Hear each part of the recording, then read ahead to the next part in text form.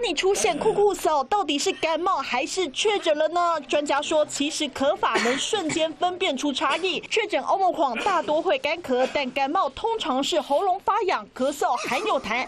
更重要的是，染疫的人咳嗽时间比较长，而且通常会剧烈性的干咳。但如果是感冒症状，通常是间歇性的短促咳嗽。大家都感冒的经验，你感冒的时候咳的话，常都会觉得喉咙好像有点痒痒的，有个痰在那边卡住，所以你会想去清喉咙，所以会比较短促，比较间歇性，不像欧米孔会一直咳这样，长时间会剧烈的干咳。除了咳法可以协助分辨是否染疫之外，医师说，当你出现下列症状，要特别注意，恐怕中招了。有没有酸痛啊？有没有胃冷？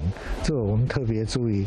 那这种的机会高很多。现在台湾又没流感流行，所以看到那种会酸痛、头痛，最重要看有没有倦怠，有没有疲惫。这个是我们觉得比较重点的一点。有接触史，这个你就要赶快筛一下。医师说，这些症状只能协助初步判定，但当你接触过确诊者，又出现干咳、头痛等症状时，千万别犹豫，赶紧快筛，保护自己。记者林佑成、陈怡蓉台北报道。